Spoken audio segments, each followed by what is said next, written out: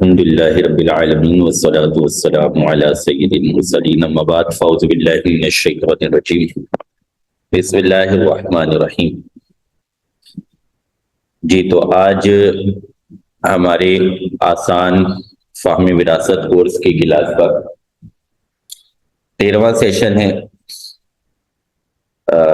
ابتدائی بات جس طرح کل ہم نے دیوم کے حوالے سے کی تھی، اس طرح آج ہم ابتدا میں وصیت کے حوالے سے کچھ تفصیل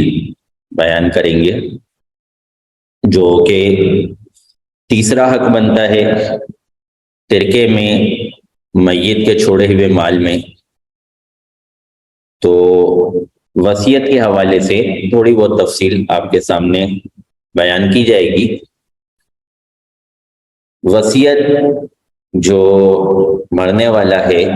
وہ غیر وارث کے لیے کر سکتا ہے۔ اگر اس نے وارث کے لیے کوئی وصیت کی ہے تو شرعاً اس وصیت کی کوئی حیثیت نہیں ہے، وہ وصیت نافذ نہیں ہوگی۔ یعنی ہم یہ جو ورثہ بناتے ہیں جن کو کچھ حصہ مل رہا ہوتا ہے، تو اگر ان میں سے کوئی ایسا شخص ہے جس کے لیے وصیت کی گئی ہے اور حصہ بناتے ہوئے اس کا کچھ حصہ بھی آ رہا ہے، تو ایسے شخص کے لیے وصیت جاری نہیں ہوگی، وصیت نافذ نہیں ہوگی، بلکہ شرعاً اس کی وصیت باطل ہے۔ ہاں، ہم نے یہاں پر لکھا تھا مثال کے طور پہ اس وارث کو، لیکن اس کی کنڈیشن یہ بنی کہ وہ محجوب ہو گیا۔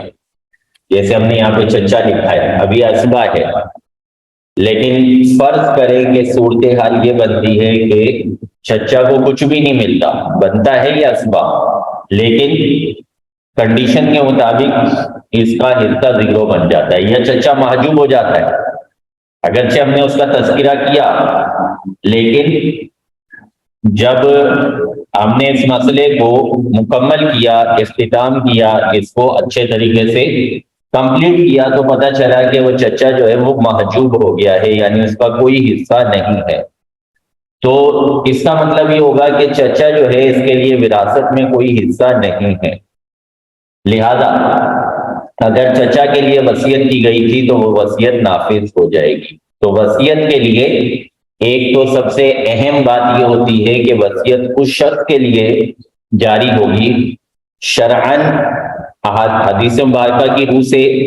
وصیت اس شخص کے لیے کی جا سکتی ہے کہ جس شخص کو مال وراثت میں حصہ نہ مل رہا ہو۔ اگر کسی ایسے شخص کے لیے وصیت کر دی مرنے والے نے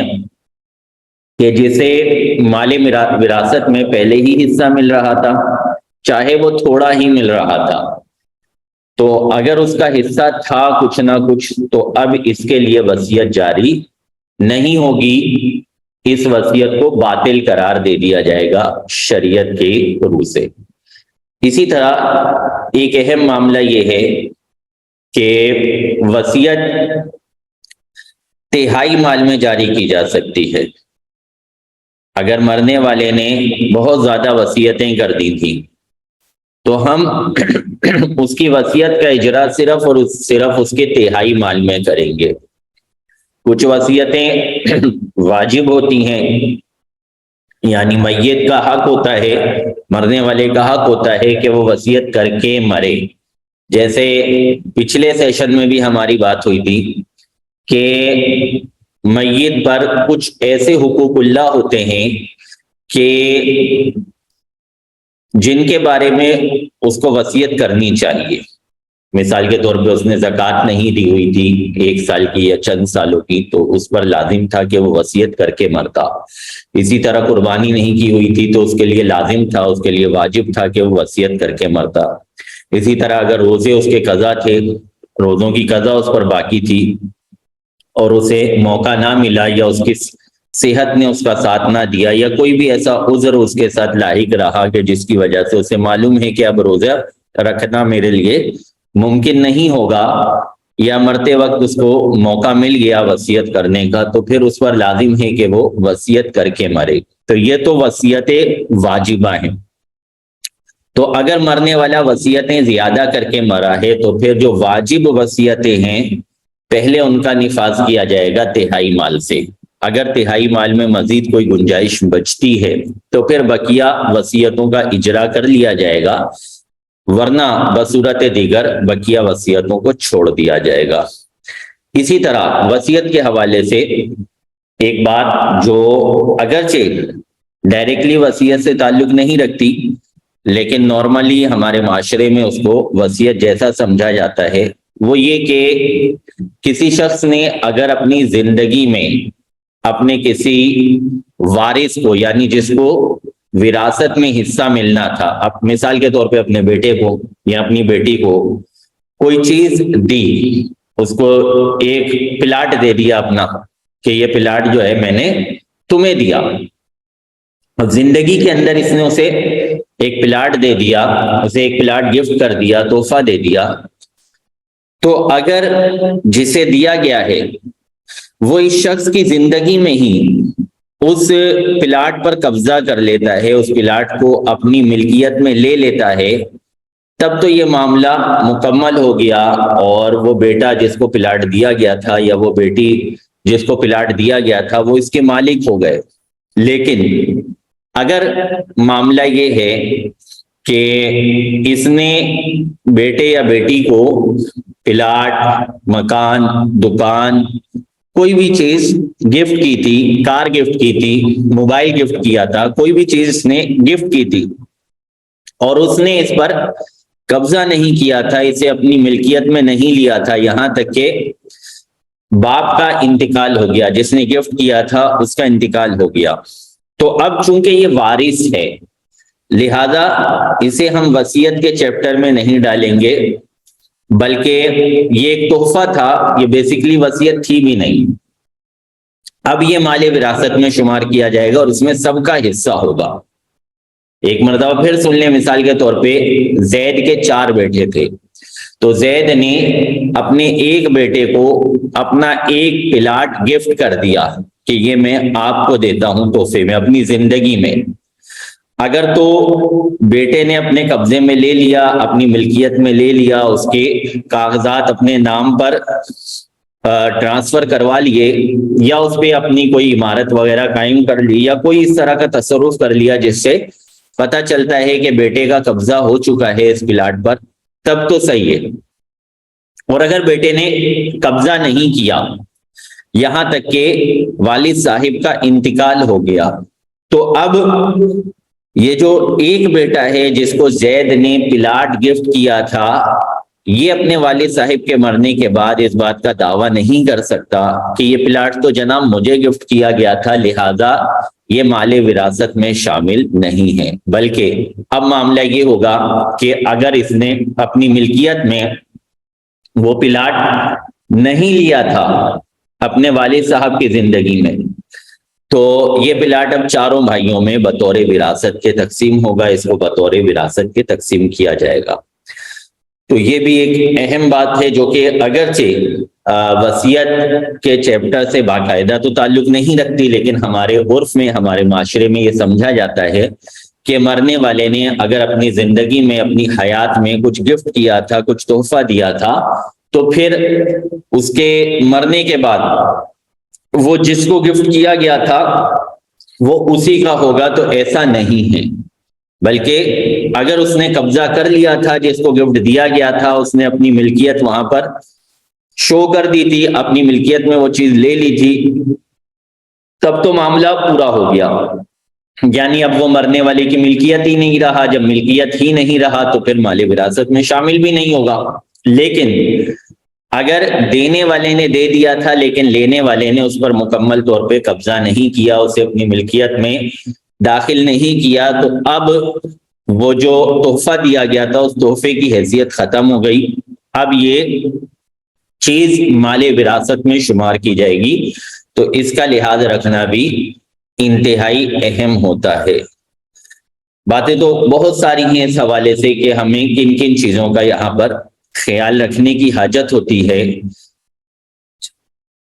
آج ہم ایک تو مخنثین کے حوالے سے سنیں گے کہ اگر کوئی شخص وراثہ میں ایسا ہے جو مخنث ہے، اس کو وراثت میں حصہ کس انداز میں دیا جائے گا؟ پہلے تو یہ سمجھ لیں کہ مخنث کے جو مسائل ہم نے سننے ہیں، مخنث کے ایک یا دو ہی مسئلے ہیں، بہت زیادہ اس کے اصول نہیں ہیں، لیکن اس سے پہلے مخنث کو سمجھ لیں کہ ہم کس مخنث کے بارے میں بات کرنے جا رہے ہیں۔ ہر مخنث پر یہاں پر کلام نہیں ہو رہا، بلکہ وہ مخنث جس میں کوئی علامت واضح ہو جاتی ہے، یا تو یہ طے ہو جاتا ہے کہ یہ لڑکا ہے، یا یہ طے ہو جاتا ہے کہ یہ لڑکی ہے۔ مثال کے طور پہ اس کے جو پیشاب کرنے کا مقام ہے اس کو دیکھا جائے گا کہ وہ لڑکے والا ہے یا لڑکی والا ہے۔ جو مقام ہوگا اس کے مطابق فیصلہ کر دیا جائے گا، اس کو لڑکیوں میں شمار کر لیا جائے گا یا لڑکوں میں شمار کر لیا جائے گا۔ اگر دونوں مقامات موجود ہیں تو پھر یہ دیکھا جائے گا کہ یہ پہلے کہاں سے حاجت کرتا ہے، جس عضو کو یہ پہلے استعمال کرتا ہے اس کے مطابق اس کے مرد یا عورت ہونے کا فیصلہ کر لیا جائے گا۔ اس کو مخنث والے مسائل میں شمار نہیں کیا جائے گا۔ یا یہ کہ یہ جو مخنث ہے یہ بالغ ہو چکا ہے، تو بالغ ہونے کے بعد علامتیں مزید بڑھ جاتی ہیں، یہ کہ اس کو لڑکوں کی طرح احتلام ہوتا ہے، یا جو ہے اس کو حمل ٹھہر جاتا ہے، ماہواری آتی ہے۔ تو یہ وہ علامتیں ہیں کہ جن کے ذریعے اس کا لڑکے یا لڑکی ہونے کا فیصلہ ہو سکتا ہے۔ لہذا اگر کوئی بھی اس طرح کی صورت ہے جس سے ہم اس بات کا فیصلہ کر سکتے ہیں کہ اس میں لڑکی والی علامات زیادہ ہیں، لڑکے والی علامات زیادہ ہیں، لڑکی والی علامات قوی ہیں، پختہ ہیں، لڑکے والی علامات پختہ ہیں، تو پھر ہم اسے لڑکوں میں یا لڑکیوں میں شمار کریں گے، یعنی یا تو بیٹیوں میں چلا جائے گا یہ، یا بہنوں میں چلا جائے گا، یا پھر جو ہے یہ جو صورتیں پوتیوں میں چلا جائے گا، یا پھر ان کے مد مقابل پوتوں میں، بیٹوں میں یا بھائیوں میں اس کو شمار کر لیا جائے گا۔ تو اگر کوئی وجہ ترجیح موجود ہے، کسی طریقے سے اس کو ترجیح دی جا سکتی ہے کہ اس کو ہم نے لڑکا شمار کرنا ہے یا لڑکی شمار کرنا ہے، تو پھر یہاں پر جو مسئلے میں آپ کو بتانے جا رہا ہوں مخنث کے حوالے سے، ان کا نفاذ نہیں ہوگا، بلکہ نارمل مسائل جو ابھی تک ہم نے پڑھے ان کے مطابق ہی اس کا مسئلہ حل کیا جائے گا۔ اگر کسی بھی طرح سے ترجیح دینا ممکن نہیں ہوتی، کوئی بھی علامت اس کی راجح نہیں ہوتی، کسی بھی علامت سے فیصلہ نہیں ہو پاتا کہ یہ لڑکوں میں شمار کیا جائے یا لڑکیوں میں شمار کیا جائے، اگرچہ ایسا شاذ و نادر ہی ہوتا ہے، علماء یہی بیان کرتے ہیں کہ کوئی نہ کوئی ایسی علامت اس کو واضح کر دیتی ہے کہ ہم نے اس کو لڑکوں میں شمار کرنا ہے یا لڑکی میں شمار کرنا ہے، لیکن پھر بھی علماء نے وہ مسائل بیان کیے کہ اگر کبھی ایسا اتفاق ہو جائے کہ کسی مخنث کے حوالے سے یہ فیصلہ نہ ہو سکے کہ اسے لڑکوں میں شمار کرنا ہے یا لڑکیوں میں شمار کرنا ہے، تو اس کنڈیشن میں اس کے لیے کیا صورت اختیار کی جائے گی۔ تو مخنث کے حوالے سے جو اصول ہمارے سامنے بیان کیا گیا شریعت میں، وہ یہ ہے کہ ہم ایک مرتبہ اس مخنث کو لڑکا فرض کریں گے اور پورا مسئلہ اس کو لڑکا مقرر کرتے ہوئے حل کر لیں گے۔ دوسری مرتبہ اس کو ہم لڑکی فرض کریں گے اور پورا مسئلہ اس کے لڑکی ہونے کی کنڈیشن پر حل کر لیں گے۔ جہاں اس کو کم حصہ مل رہا ہے، اگر لڑکا ہونے کی حیثیت سے اس مخنث کو کم حصہ مل رہا ہے تو لڑکے والے مسئلے کو فالو کر لیا جائے گا، یعنی اسی کے مطابق حصے بانٹے جائیں گے۔ اور اگر لڑکی ہونے کی کنڈیشن میں مخنث کو کم حصہ مل رہا ہے تو اسی کو فالو کیا جائے گا، یعنی لڑکی ہونے کی حیثیت سے حصے بانٹے جائیں گے۔ اس کے بعد اگر صورتحال یوں ہوتی ہے کہ مخنث کو لڑکا اور لڑکی فرض کر کے ہم 2 مرتبہ مسئلہ حل کرتے ہیں، تو ایک صورت میں مخنث کو حصہ ملتا ہی نہیں ہے اور ایک صورت میں ملتا ہے، تو اب وہ والی صورت کو اختیار کیا جائے گا جس میں مخنث کو حصہ نہیں ملتا، کیونکہ وہی سب سے زیادہ کم والی صورت ہے، اس سے مزید کمی کی گنجائش نہیں ہے۔ تو مخنث کے حوالے سے ہمارے پاس جو شریعت نے اصول بیان کیا ہے وہ یہ کہ 2 مرتبہ مسئلہ حل کیا جائے گا، ایک مرتبہ اسے لڑکا فرض کر کے مسئلہ حل کریں گے، ایک مرتبہ اسے لڑکی فرض کر کے مسئلہ حل کریں گے، اور دونوں مرتبہ میں جہاں کم اس کا حصہ بن رہا ہے اس کے مطابق حصے بانٹے جائیں گے۔ اس کی 1-2 مثالیں حل کرتے ہیں۔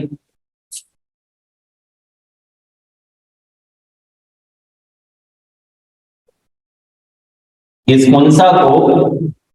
جس کے حوالے سے ہم نے اصول بیان کیا، اسے شریعت کی اصطلاح میں کہا جاتا ہے خنثی مشکل۔ خنثی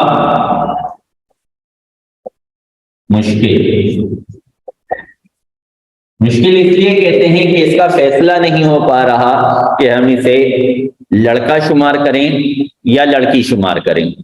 اس بنیاد پر ہم اسے خنثی مشکل قرار دیتے ہیں۔ اور یہ جو اصول ہے یہ صرف خنثی مشکل کے لیے ہے، عام خنثی کے لیے یہ اصول نہیں ہے، جس کے حوالے سے میں نے آپ کے سامنے وضاحت کر دی۔ مثال کے طور پہ میت نے ایک بیٹا، ایک بیٹی اور خنثی چھوڑا، بیٹا، بیٹی اور خنثی۔ اس کو ہم ایک مرتبہ بیٹا شمار کر لیتے ہیں اور دوسری مرتبہ بیٹا،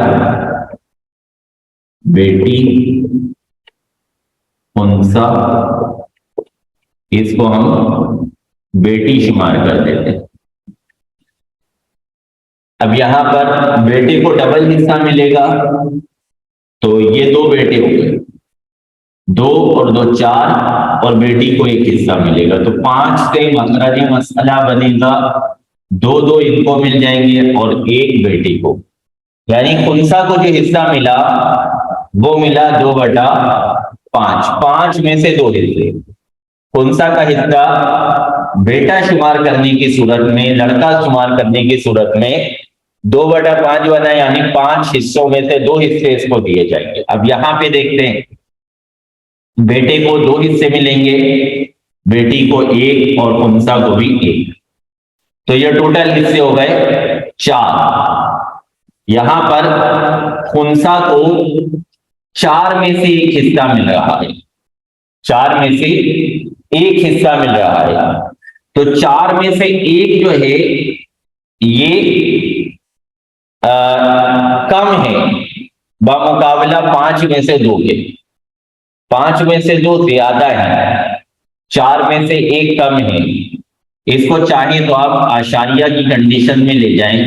تو شاید آپ کے لیے معاملہ آسان ہو جائے۔ اشاریہ لگائیں گے، 0 آ جائے گا، 4 دونی 8، 2 20، 4 پنجے 20، یعنی خنثی کو لڑکی شمار کرنے کی صورت میں اس کو حصہ مل رہا ہے 0.25، اور لڑکا شمار کرنے کی صورت میں 2 5، اشاریہ لگائیں گے 20 ہو جائے گا، 5 تو 20۔ یہاں پر لڑکا شمار کرنے کی صورت میں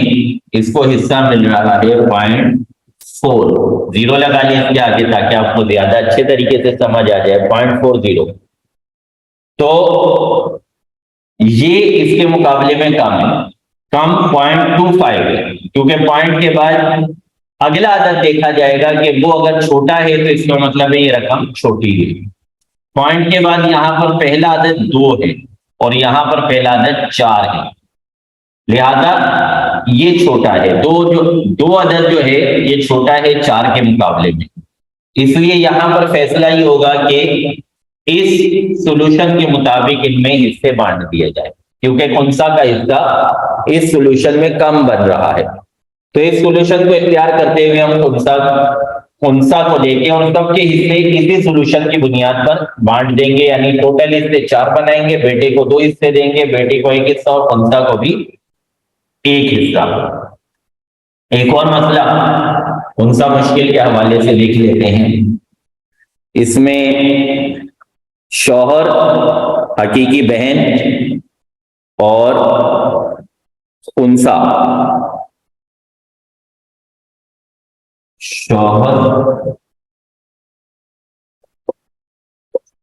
حقیقی بہن اور خنثی،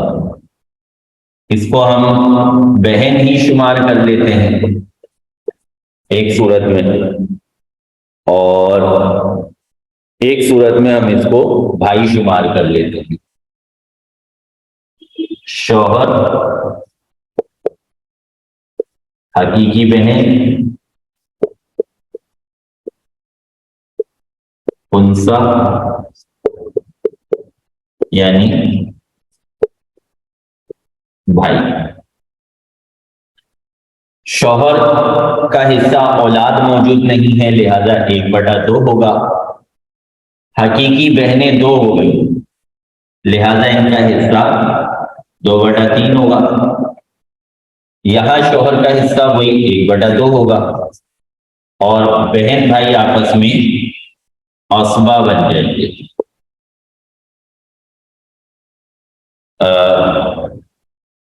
حقیقی بہن اور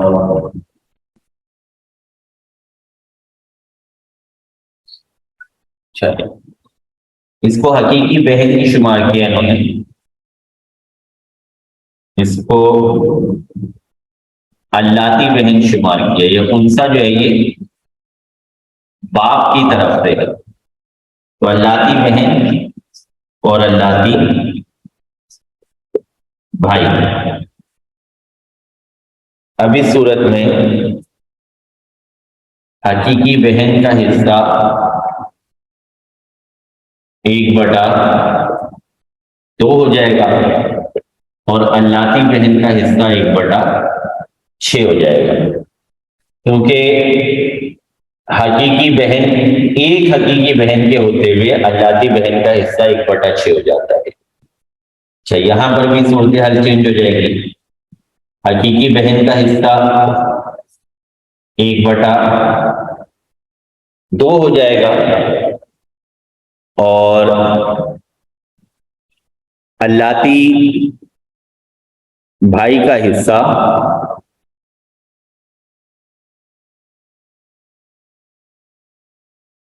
عصبہ بنے گا اللاتی بھائی۔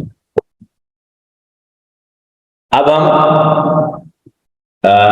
اس کا مخرج نکال لیں گے 1/2 کو فالو کرتے ہوئے۔ 6 سے مخرج مسئلہ بنے گا 1/2 ضرب 6 3، 1/2 ضرب 6 3، 1/6 ضرب 6 1، 3 3 اور 1، تو یہ اول ہو جائے گا۔ اول کے قاعدے کے مطابق یہاں پہ مخرج مسئلہ 7 بن جائے گا۔ خنثی کا حصہ یہاں پر 7 میں سے 1 ہے، 1/7۔ خنثی کا حصہ 1/7 ہے، یعنی 7 میں سے 1 حصہ اس کو ملے گا۔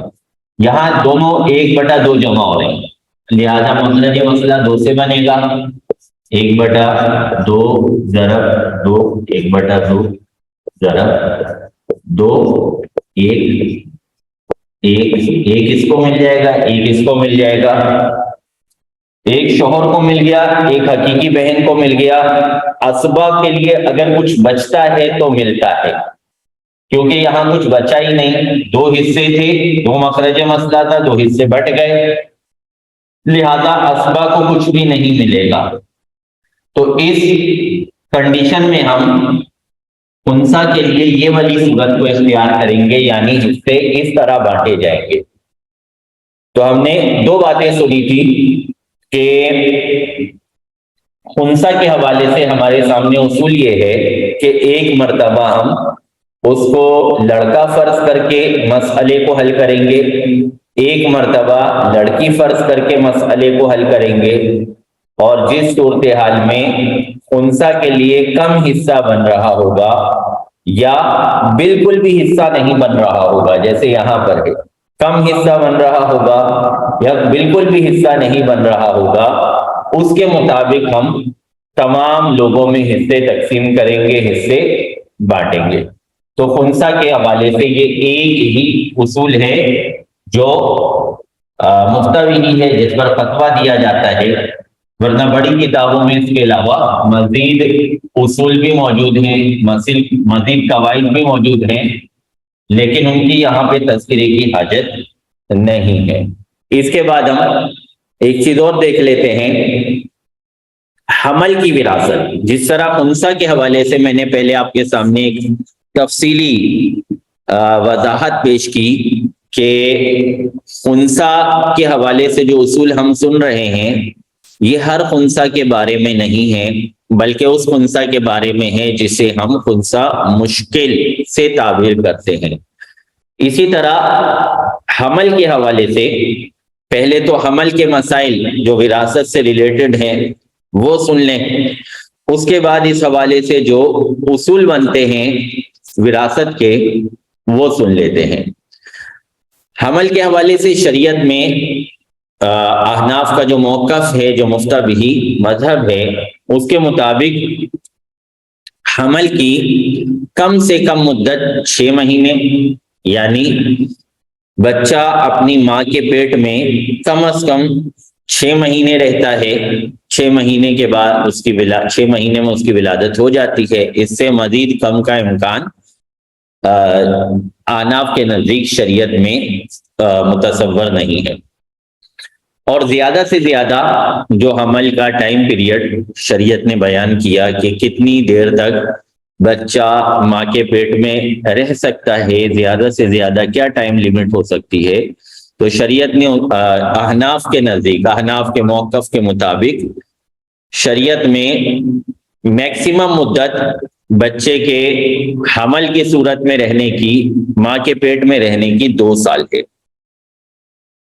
تو پہلے تو یہ بات ذہن میں رکھیں کہ منیمم ٹائم پیریڈ حمل کے حوالے سے احناف کے نزدیک 6 مہینے ہے، اور میکسیمم ٹائم پیریڈ احناف کے نزدیک حمل کے لیے 2 سال ہے۔ اچھا، پھر دوسری بات یہ ذہن میں رکھیں کہ حمل کے حوالے سے ہم جو مسائل بیان کرتے ہیں وہ 2 طرح کا حمل ہو سکتا ہے۔ ایک تو مرنے والے کا اپنا حمل، یعنی مرنے والا اپنی بیوی کو چھوڑ کے مرا ہے، مرنے والا اپنی بیوی کو چھوڑ کے مرا ہے، اب اس کی بیوی بچہ جنتی ہے، بچہ پیدا کرتی ہے، تو وہ بچہ وارث بنے گا یا نہیں بنے گا؟ ایک تو یہ مسئلہ ہے۔ دوسرا مسئلہ یہ ہے کہ جو مرنے والا ہے بچہ اس کی بیوی کے ہوتا ہے، لیکن بچہ جو ہے وہ مرنے والے کی کسی ایسی ریلیٹو عورت کے یہاں ہوتا ہے، کسی ایسے متعلقہ عورت کے یہاں ہوتا ہے کہ جس کا شوہر موجود ہے، جس کا شوہر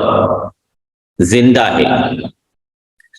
تو وہاں صورتحال مختلف ہوگی، اور اس کے اپنے بچے کے حوالے سے جب مسئلہ حل کیا جائے گا تو صورتحال مختلف ہوگی۔ دونوں حوالے سے الگ الگ آپ کو بیان کر دیتا ہوں۔ جو مرنے والا ہے وہ اپنی بیوی کو چھوڑ کے مرا ہے، تو اب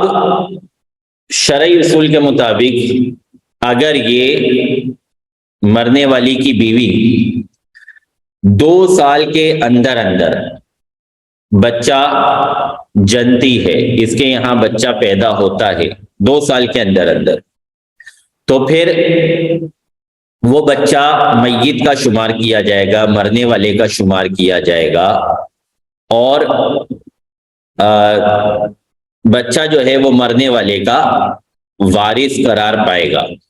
اگر 2 سال کے اندر اندر یہ عورت بچہ پیدا ہوتا ہے،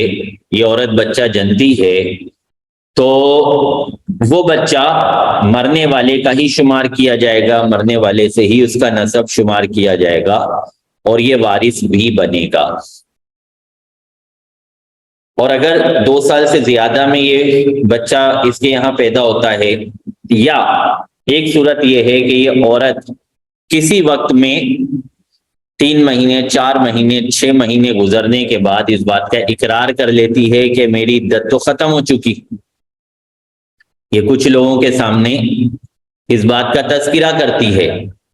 کہ میری عدت تو مکمل ہو چکی ہے، میری عدت تو ختم ہو چکی ہے۔ اب اگر یہ بچہ پیدا ہوتا ہے اس کے یہاں، چاہے وہ 2 سال کی مدت کے اندر ہی پیدا ہو، اب یہ بچہ وارث شمار نہیں ہوگا۔ تو 2 شرطیں ہو گئیں، ایک تو یہ کہ مرنے والے کی عورت جس کو وہ چھوڑ کے مرا ہے وہ عدت ختم ہونے کا اقرار نہ کرے، ایک شرط، اور دوسری شرط یہ کہ 2 سال کے اندر اندر مرنے والے کے موت کے بعد، موت کے دن سے ہم کاؤنٹ کریں گے، 2 سال کے اندر اندر اگر اس نے بچہ اس کے یہاں پیدا ہوا تو اب یہ مرنے والے کی وراثت سے حصہ پائے گا، اور اگر مناسخے وغیرہ کی صورت بنتی ہے تو اس کے آگے حصوں کو ڈائیورٹ کیا جائے گا، مناسخے کے ذریعے اس بچے کو ملنے والے حصوں کو آگے دوسرے لوگوں میں منتقل کر دیا جائے گا۔ اس کے علاوہ اگر مرنے والا مثال کے طور پہ اپنی بہو کو چھوڑ کے مرا ہے، اب بہو کا جو ہے وہ شوہر بھی زندہ تھا،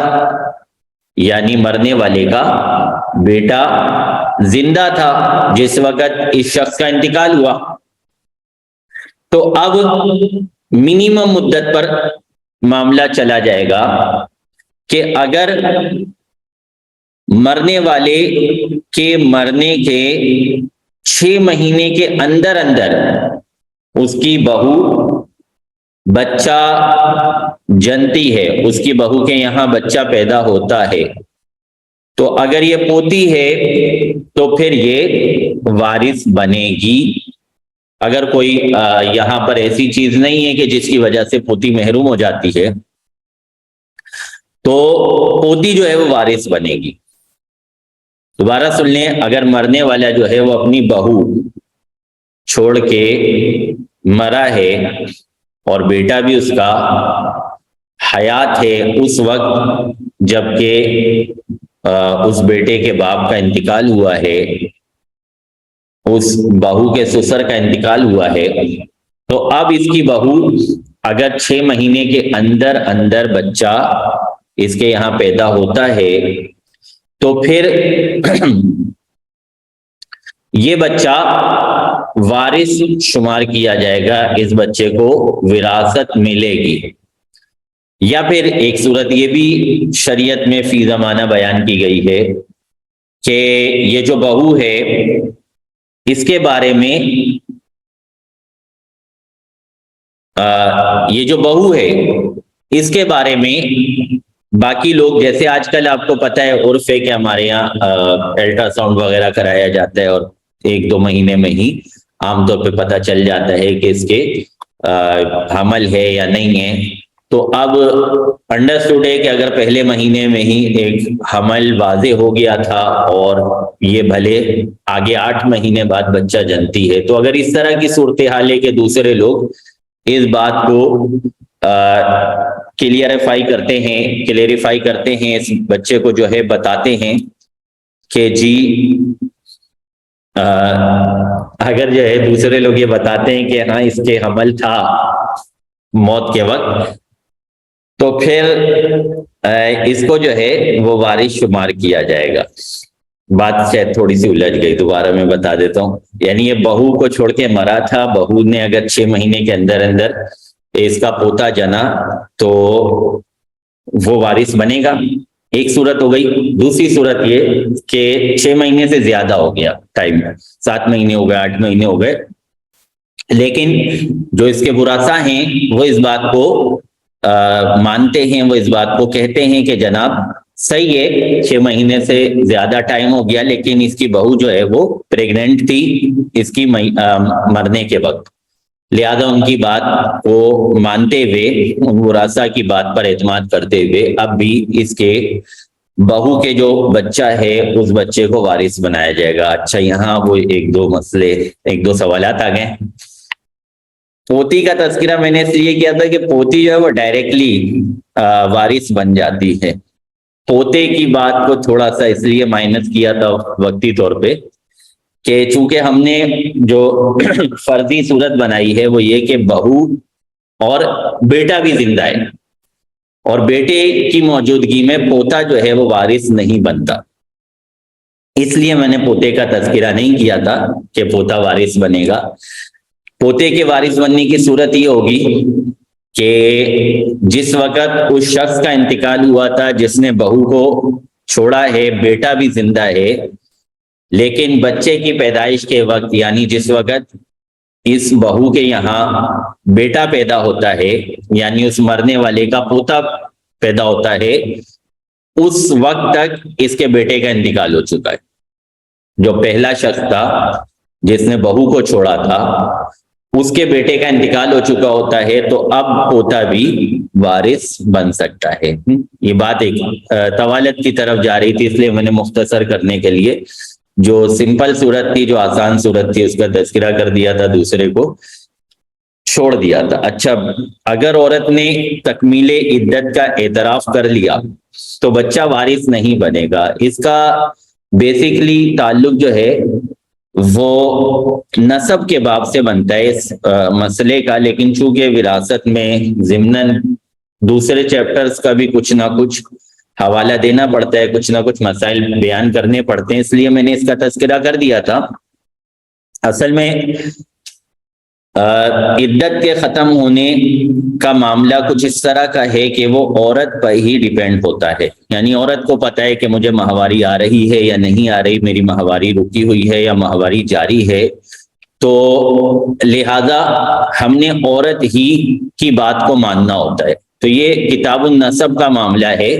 کہ اگر مرنے والے کی عورت نے اس بات کا اعتراف کر لیا کہ میری عدت مکمل ہو چکی ہے اور اس اعتراف کے بعد وہ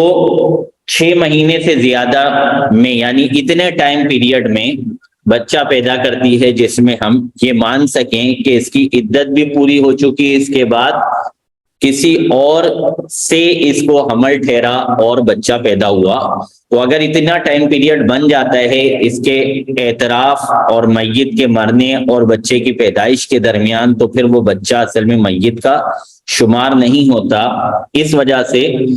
اعتراف کی صورت میں ہم نے کہا کہ یہ بچہ وارث نہیں بنے گا کیونکہ یہ اس میت کا بچہ ہی نہیں ہے. بیسیکلی مطلب دادا کے انتقال کے بعد جن بچوں کی ولادت ہوتی ہے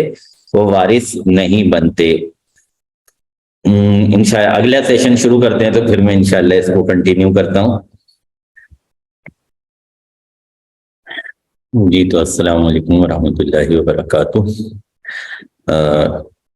لیپ ٹاپ میں تھوڑی سی پرابلم چل رہی ہے، انشاءاللہ تو سیٹ ہو جائے گا، اس وجہ سے تھوڑا سا آپ کو وقفہ لینا پڑا. اچھا، حمل کے حوالے سے ہماری بات چل رہی تھی، تو ایک سوال پوچھا گیا تھا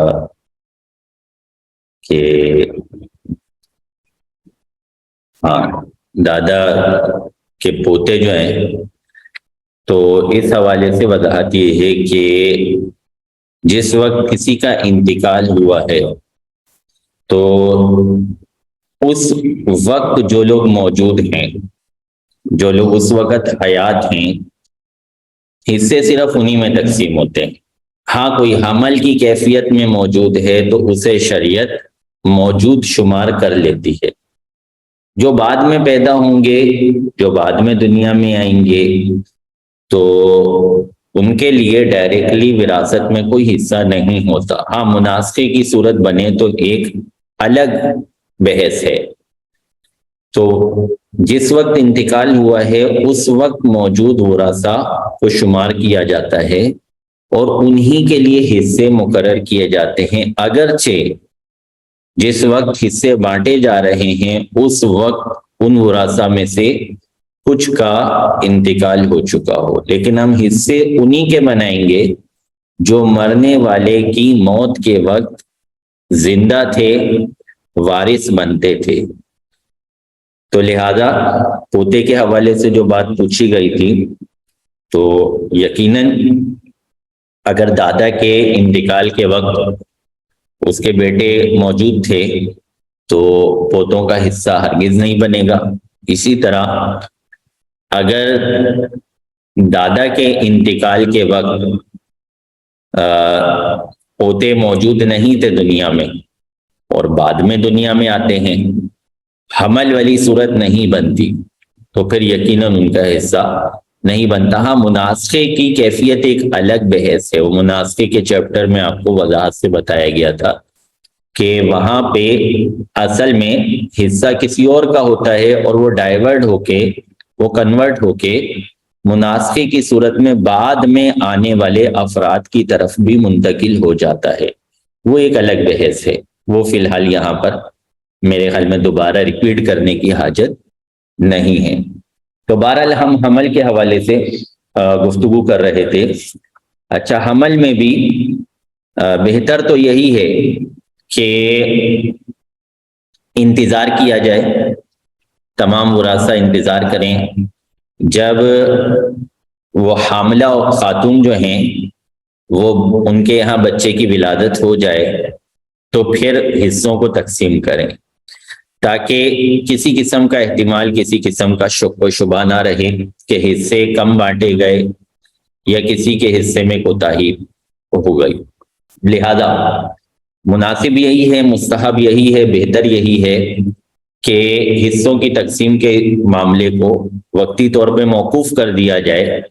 میت کے مرنے کے وقت جو حاملہ ہے، جس کے وارث بننے کا چانس ہے، جب تک اس کے وضع حمل نہیں ہو جاتا، لیکن اگر ورثہ چاہتے ہیں، ان کا حق ہے، وہ اس بات کا مطالبہ کر سکتے ہیں کہ جناب ہمارا جو وراثت میں حق بنتا ہے، جو حصہ بنتا ہے، وہ ہمیں دے دیا جائے۔ تو اگر وہ چاہتے ہیں، چونکہ ان کا حق بھی ہے، وہ بالکل اس کی خواہش کر سکتے ہیں، یہ خواہش ان کی بالکل جائز ہے، بالکل درست ہے۔ لہذا اگر وہ خواہش کرتے ہیں کہ ہمارا حصہ جو ہے وہ ہمیں دے دیا جائے، تو اب ہم جو مسئلے سنیں گے حمل کے حوالے سے، تو یہ اس صورت سے تعلق رکھتے ہیں، ورنہ مستحب یہی ہے کہ وقتی طور پہ حصوں کی تقسیم سے رک جایا جائے۔ اگر دونوں صورتیں ہو گئیں آپ کے سامنے، مرنے والے نے اپنی حاملہ بیوی کو چھوڑا ہے یا کسی اور ایسی خاتون کو چھوڑا ہے کہ جن کے یہاں پیدا ہونے والے بچے کا وارث بننا ایک احتمال ہے، تو ان صورتوں میں، دونوں صورتوں میں جو اصول ہے حمل کی وراثت تقسیم کرنے کا، وہ ایک ہی ہے کہ ایک مرتبہ اس حمل کو لڑکا فرض کریں گے، ایک مرتبہ اس حمل کو لڑکی فرض کریں گے، دو مرتبہ مکمل طور پہ مسئلہ حل کر لیں گے جیسے خنثی میں ہم نے کیا تھا، لیکن یہاں خنثی سے تھوڑا سا معاملہ چینج ہے۔ دو مرتبہ پہلے کمپلیٹلی مسئلے کو حل کریں گے، اس کے بعد ان دونوں مسئلوں کے درمیان تصحیح کریں گے، تصحیح کے قاعدے جاری کریں گے، اور پھر جہاں جس وارث کو کم حصہ ملتا ہوگا، ہر وارث کو الگ الگ دیکھیں گے کہ کس وارث کو کہاں کم حصہ مل رہا ہے۔ جہاں جس وارث کو کم حصہ ملتا ہوگا اس کا وہ حصہ اس کو دے دیا جائے گا، اور جو زیادتی کی صورت میں اس کا حصہ فرضی طور پہ، احتمالی طور پہ بچ رہا ہے، اس کو محفوظ کر لیا جائے گا۔ ایک امین مقرر کر لیا جائے گا، ضامن مقرر کر لیا جائے گا، جس پر ان سب کا اتفاق ہوگا، جس کو یہ سب امین مانتے ہوں گے، یا تو آپس میں سے ہی کسی کو مقرر کر لیں گے یا پھر کوئی تھرڈ پرسن بھی ہو سکتا ہے۔ بہرحال یہ سب جس کو امین مانتے ہوں، جس کے پاس محفوظ کروانے کے لیے تیار ہو، تو ایسا ضامن بھی مقرر کیا جائے گا، کوئی گارنٹی دینے والا بھی مقرر کیا جائے گا، امین بھی مقرر کیا جائے گا، کہ جو بچ جانے والے حصوں کو اپنے پاس محفوظ رکھے گا، اور جب وضع حمل کی صورت واضح ہو جائے گی، وضع حمل ہو جائے گا، تو اب جس کے حق میں جتنا حصہ بچا کے رکھا گیا تھا وہ حصہ اس کو اس کے بعد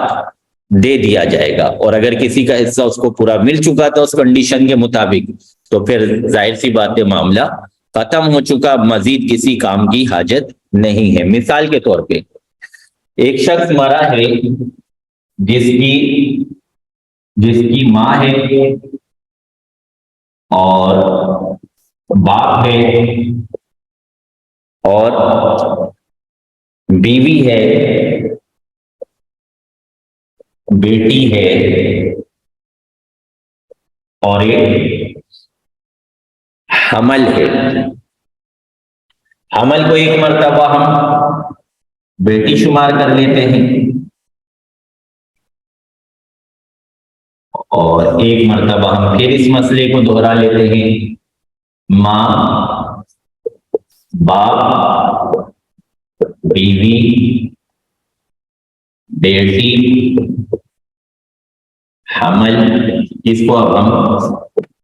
بیٹا فرض کر لیتے ہیں۔ اچھا، فی زمانہ ہو سکتا ہے کہ آپ کے ذہن میں یہ ڈاؤٹ آئے، یہ خیال آئے کہ اب تو الٹرا ساؤنڈ کے ذریعے معلومات ہو جاتی ہے کہ بچہ جو ہے بچہ ہے یا بچی ہے، تو الٹرا ساؤنڈ میں غلطیاں بھی واقع ہوتی ہیں، اس طرح کے واقعات موجود ہیں، لہذا ہم شریعت کو ہی فالو کریں گے۔ ماں کا حصہ اس صورتحال میں 1/6، باپ کا 1/6 پلس عصبہ، بیوی 1/8، بیٹیوں کا حصہ 2/3۔ ماں کا حصہ 1/6، باپ کا حصہ 1/6، کیونکہ بیٹا آ چکا ہے لہذا عصبہ نہیں بنے گا، بیوی کا حصہ 1/8 اور بیٹی اور بیٹا عصبہ۔ یہاں پر 1/8 کو فالو کرتے ہوئے ہم 24 سے مخرج مسئلہ بنائیں گے۔ 1/6 ضرب 24، 1/6 ضرب 24، 1/8 ضرب 24، 2/3 ضرب 24، 4 اس کے ہو گئے، 4 اس کے ہو گئے، 3 اس کے ہو گئے، 8 دونی 16 ہو گئے، 16 میں سے 8 اس بیٹی کے ہو گئے اور 8 اس بیٹی کے ہو گئے۔ دوسرا مسئلہ حل کریں گے، یہاں بھی مخرج مسئلہ ہوئی 24 سے بنے گا، 24 1/6 ضرب 24، 1/6 ضرب 24، 1/8 ضرب 24، 3 4 4۔ اب یہاں دیکھیں گے ہمارے پاس مجموعہ کیا آ گیا، 16 اور 4 20، 20 اور 4 24، 24 اور 3 27، لہذا یہ مسئلہ آل کر جائے گا 27 کی طرف۔ یہاں 4 4 8، 3 11 اور باقی بچے 13، وہ 13 جو ہے وہ عصبہ کے لیے ہو جائیں گے، 13 عصبہ کے ہو گئے۔ اس کے بعد اب ہم تصحیح کا عمل کریں گے۔ 10 کا عمل کریں گے. یہ جو مخرج مسئلہ ہے 24 اور یہ جو اول کے بعد آیا ہے 27، اس کے درمیان ہم دیکھیں گے کون سی نسبت ہے. ان دونوں کے درمیان نسبت توافق ہے، لہذا ان دونوں کا وفق نکال لیا جائے گا. 3 سے اس کا وفق نکالیں گے 9 آ جائے گا، 3 سے اس کا وفق نکالیں گے 8 آ جائے گا. تو یہاں 8 آ جائے گا اور یہاں پہ 9 آ جائے گا. یہ ان کا وفق آ گیا. اب اس کے وفق پہ اس کو ضرب دیں گے اور اس کے وفق پہ اس کو ضرب دیں گے. اسی طرح اس سے ان تمام سہام کو ضرب دیں گے. ضرب 8 ضرب 8 ضرب 8 ضرب 8 ضرب 8 اور اس سے ان تمام سہام کو ضرب دیں گے. ضرب 9 ضرب 9 ضرب 9 ضرب 9.